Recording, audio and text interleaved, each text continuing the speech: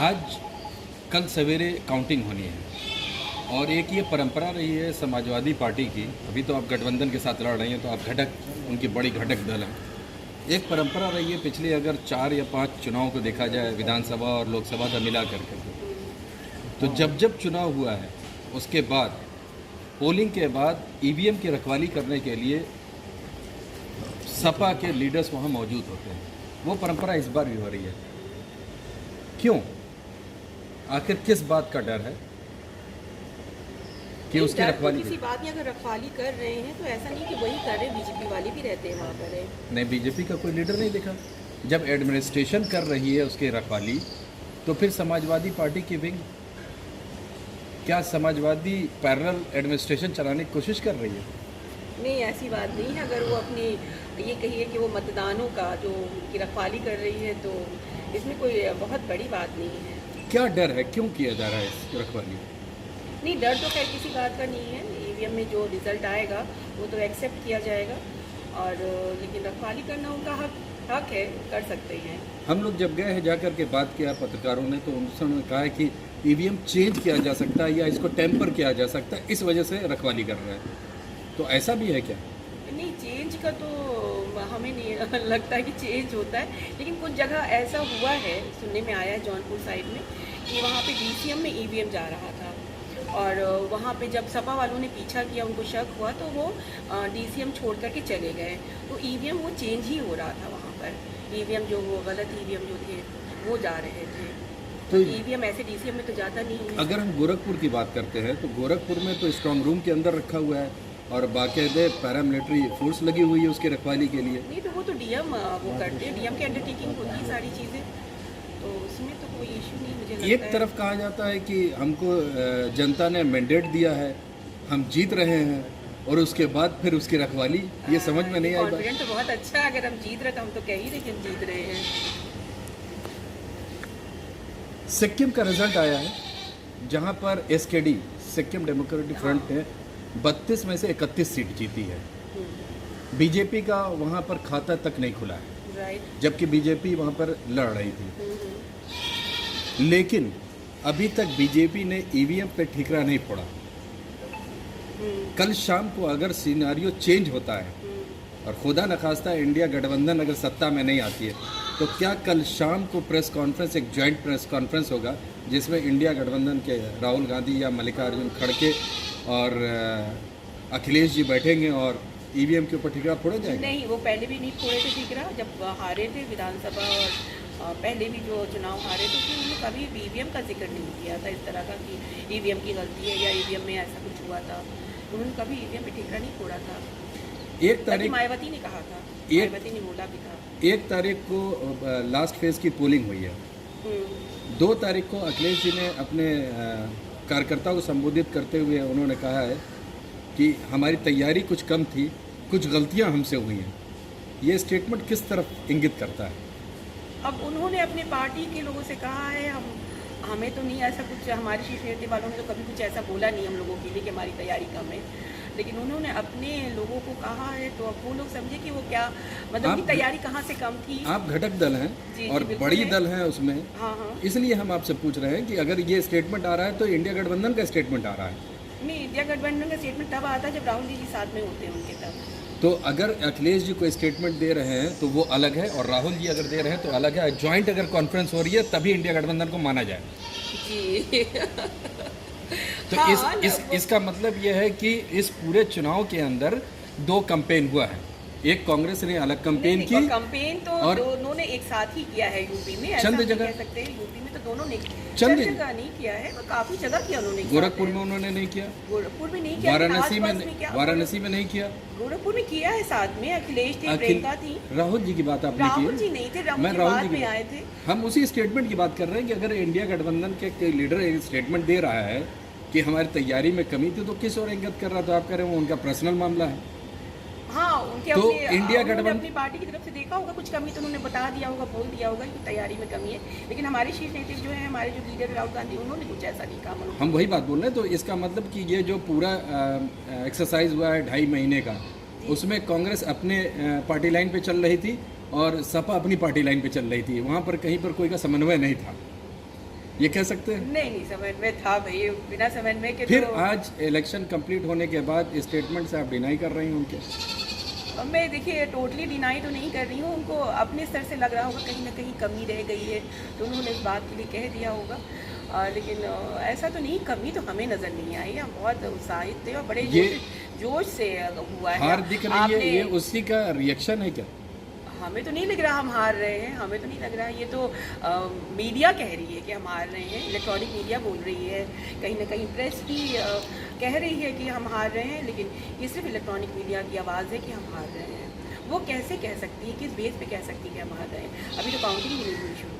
Print media ने भी जो एग्जिट पोल आए हैं उस पर प्रिंट मीडिया ने भी कहा एग्जिट है। पोल की अगर बात करें तो हम तो अगर पुरानी चीज़ों में जाएंगे तो पुरानी चीज़ों में तो एग्जिट पोल ने तो ये भी कहा था कि वो 2000 के नोट पे चिप लगी है। नहीं, एग्जिट पोल में नहीं, वो तो जब नोटबंदी हुई थी तो हाँ। एग्जिट पोल का थोड़ा सा आपको हम रेफरेंस दे देते हैं। जब वेस्ट बंगाल में इलेक्शन चल रहा जुमलेबाजी है नहीं इस नहीं तरह की, और हम आपको इनको- रेफरेंस हाँ। दे रहे हैं। जब वेस्ट बंगाल में इलेक्शन हो रहा था तो एग्जिट पोल ने कहा था कि बीजेपी 200 क्रॉस करेगी, मगर जब फाइनल रिजल्ट आया तो 100 भी नहीं पहुंची।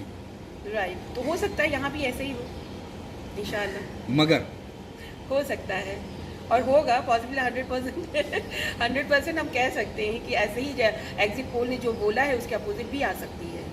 अगर उसके अपोजिट की अच्छा, भी मीडिया भी, अगर हम आपसे सवाल पूछ रहे हैं कि मीडिया किस बेस पे कह रही है इस बात को लेकर के कि ये जो आ रही है सरकार, ये मोदी की सरकार आ रही है। देखिए, एग्जिट पोल के लिए सैंपलिंग ली जाती है और वो सैंपलिंग के बेस पर ही दिया जाता है। वो सैंपलिंग गलत हो सकती है और सही भी हो सकती है। सैम्पलिंग वहाँ वेस्ट बंगाल में भी हुई होगी ना, तो वो कैसे गलत साबित होगा? एग्जैक्टली इसी बात का एनालिसिस बहुत दिन से चल रहा है, क्योंकि एक ट्रेडिशन आ गया है हाँ। कि मैं अंदर कुछ और वोट कर रहा हूँ, बाहर आकर के कुछ और वोट करता हूँ, जी, तो वहाँ पे डिफरेंस आता है। तो इसीलिए पहले 1% का एरर था, अभी 5% के एरर की बात कर रहे हैं। अगर 5% भी एरर अगर है तो भी तो एनडीए जीत रही है। देखिए अब कल जो इसकी रिज़ल्ट आएगा तो उसके बारे में फिर तब वहाँ पे डिस्कशन किया जाएगा कि हमारी कमी कहाँ रह गई थी। अगर वो हारते हैं तो वो बताएंगे, अगर हम हारते तो हम बताएंगे कि हमारी कमी कहाँ रह गई थी। फिर एग्जिट पोल को आप नकार रही हैं, आप कह रही हैं जो एग्जिट पोल है ये प्लांटेड है, और जैसा विपक्ष बोल भी रहा है कि ये एग्जिट पोल जो है बीजेपी की कार्यालय में बनाया गया है। जी, हम आपकी बात 1 मिनट के लिए मान लेते हैं। 543 में इंडिया गठबंधन को कितनी सीटें आती हुई दिख रही हैं?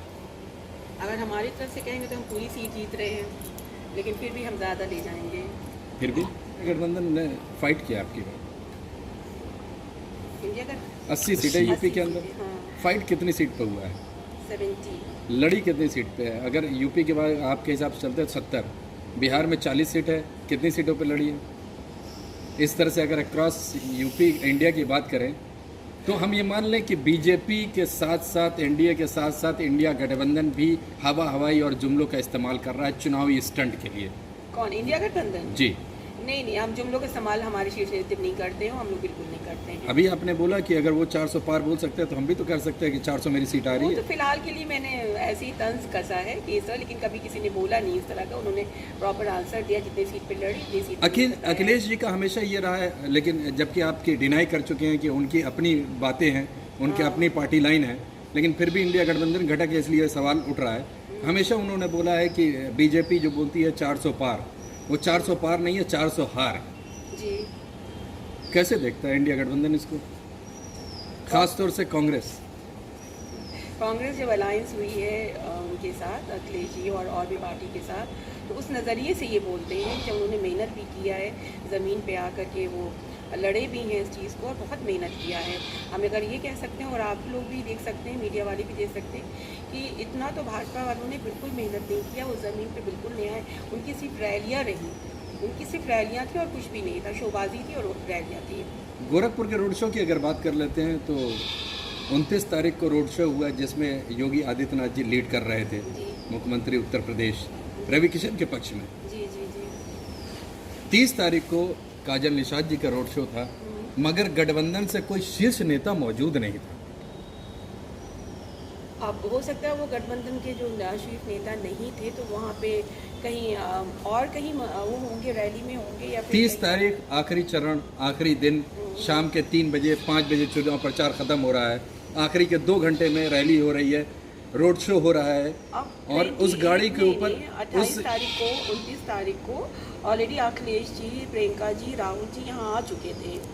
यहाँ पर उन्होंने अपना, यहाँ पर आए थे वो, उन्होंने अपनी रैली की थी। राहुल जी गोरखपुर में नहीं किया था, उन्होंने रुद्रपुर में किया था। रुद्रपुर में किया था उन्होंने, लेकिन वो आ तो चुके थे यहाँ पर। इस बात का तो कोई सवाल ही नहीं उठता कि वो क्यों नहीं आए। रोड शो की बात कर रहे हैं, जहाँ पर दम खम दिखाना था, जी, जनबल जहाँ पर दिखाना था, जहाँ पर लोगों को मुतासिर करना था, वहाँ पर कोई टॉप लीडर नहीं दिखा इंडिया गठबंधन से। जबकि इतने लीडर हैं, अरविंद केजरीवाल, राहुल गांधी, प्रियंका गांधी, अगर प्रदेश की बात करें तो अखिलेश जी, डिम्पल जी, आरएलडी की बात करें तो तेजस्वी जी, ममता जी, खड़गे जी, कोई नहीं दिखा।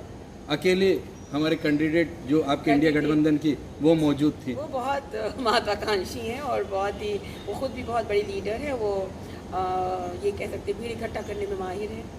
समाजवादी, कांग्रेस मिलकर, लेकिन वो भीड़ दिखी नहीं। तापमान बहुत ज़्यादा था। 29 को भी तापमान बहुत ज़्यादा था। नहीं, वो मौजूदा हालत में चीफ मिनिस्टर है माननीय योगी जी, फर्क तो पड़ता है। आपने एक शब्द इस्तेमाल किया, महत्वाकांक्षी। क्या जननायक जो है उसको महत्वाकांक्षी होना चाहिए? बिल्कुल होना चाहिए। वो नहीं करेंगे, अगर महत्वाकांक्षी नहीं हो तो आगे कैसे करेंगे? एक लक्ष्य तो होना चाहिए। तो कल की डेट में अगर वो एमपी बन जाती है तो महत्वाकांक्षा तो बहुत ऊपर चली जाएगी, तो फिर तो वो किसी से मिलेंगे नहीं। नहीं, क्यों नहीं मिलेंगे? क्या क्या लीडर कोई बन जाता है, चयन हो जाता है या वो जीत जाती है, तो क्यों नहीं मिलेंगे? क्या कोई लीडर मिलता नहीं है किसी से? आपके पड़ोस की बात कर देते हैं, बांसगांव की बात करते हैं। कमलेश पासवान जी वहाँ से 2 बार सिटिंग एमपी रहे हैं और इस बार उनका विरोध इसीलिए हुआ है कि 5 साल में दिखे नहीं। आपके डुमरियागंज की बात कर लेते हैं, वहाँ पर यही मसला। आपके संत कबीर नगर में बात कर लेते हैं, परवीन निषाद जी वहाँ के एमपी, वहाँ पर यही विरोध था कि ये 5 साल में आए नहीं। अब जब इलेक्शन आया है तो उनके पिताजी भी आ रहे हैं, संजय निषाद जी और परवीन निषाद जी। तो इतने सालों में वो सांसद तो ये तो रह करके- बाहरी जो भी पैराशूट कैंडिडेट आता है उसके साथ ये कहानी है, और ये भी पैराशूट कैंडिडेट है। नहीं, ये नहीं कह सकते पैराशूट कैंडिडेट है। इनके ससुराल भी यहाँ महुआ पार्क की तरफ से बेसिकली कहीं ना कहीं गोरखपुर से जुड़ी हुई है और 14 साल से यहाँ पर लड़ भी रही है। क्या मान के चले कि कल जो रिजल्ट आ रहा है वो इंडिया गठबंधन के पक्ष में आ रहा है? बिल्कुल श्योर श्योर। इंडिया गठबंधन जीत रही है। जी, चलिए, बहुत बहुत शुक्रिया।